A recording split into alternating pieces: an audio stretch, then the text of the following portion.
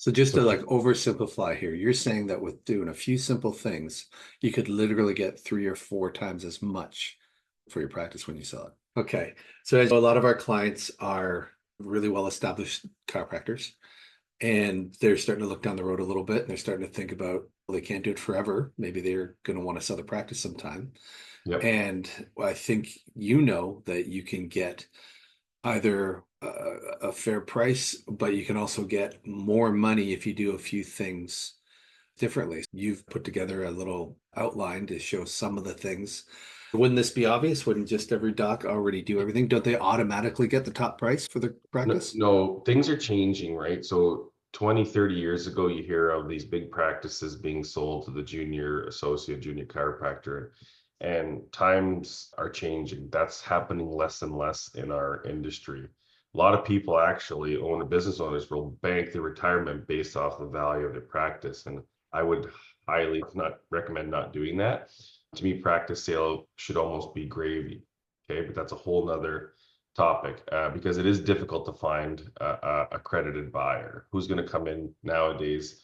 If you want to get a bigger number for your sale, an easier way to sell your practice and a bigger number is to bring in more multiple disciplines. With the state of the economy, with these young docs coming out with $200,000-300,000 student debt, maybe a different work ethic a little bit, and want to hand over 500,000 or $1 million for practice, it's getting harder and harder. You got to stand out. If you want to sell your practice, you got to stand out above the rest.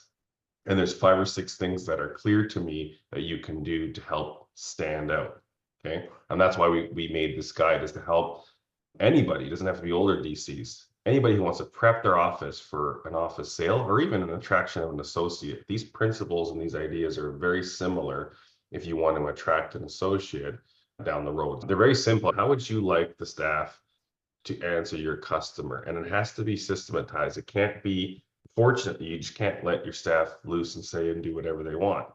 So having proper staff training, which means some basics scripts for the staff, for the front desk staff, and even for office managers.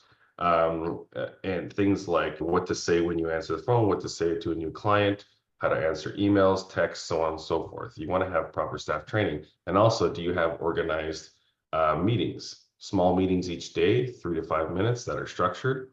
And also, do you have weekly meetings and monthly meetings? Okay. I know people don't like meetings, but if you structure it properly with an actual outline, you can get them through them pretty quick. My coaching clients, about 70% of them don't do a weekly meeting because they just don't find the need to. But then they also will say, hey, things are breaking down. I'm like, that's the reason why, is because you don't have the systems and procedures in place, and we're not having a meeting to hold people accountable, and also to praise them when they're doing the right things. It might also seem so obvious, but a shared vision, like just figuring out, you might think the vision's obvious. We want to serve patients the best we can. But there's a lot of things that you need, subtle nuances that you need to get off course daily. You want to get back on course. The staff needs to know where you sit with your mission and vision. And if you don't have a mission and vision and a purpose statement, we train on it. We have some basic scripting around how to get through the daily office visits. And we teach them, we train on them, and we plug them in. And that's how I'm able to back away and do this, is they're doing the stuff that they've been taught to do, much like a recipe. And their staff are there, the patients are there, and the hardest part is getting those two to meet, the patients and the practitioner. Why Yep. not get those return visits up from 3 to 5 visits per patient to 10 or 15 or 20 or 50? They figure they're gonna make it on their own. They need support, they need training, they need you to pass along your methods, your mindset, new systems, right? They need time to grow, and then you can back off. If you place somebody in your office and you don't do these things and your staff's not highly trained, you're going to be disappointed. So effective And, practitioners obviously is super important. and how and a standard is, how do you know when it's not being done? So how do you manage them? You look at their statistics and also case file reviews. And you're not the only one that's there to provide the income.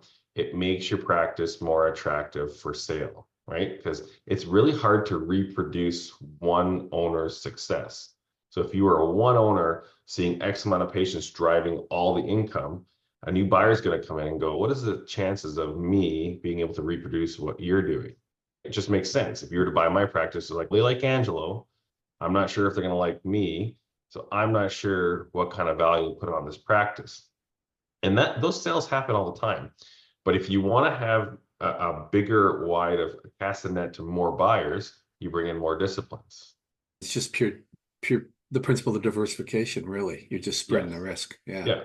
Yeah. I know in terms of EBITDA, for those of you who don't know what EBITDA is, earnings before depreciation and amortization, EBITDA will go up when you have more multiple disciplines. So solo practitioners, you can get 1, 2 times, maybe 3 times if you're lucky. I've seen practice sales 4, 5, 6, 8 times EBITDA because they're bringing in multiple disciplines and they have multiple streams of income.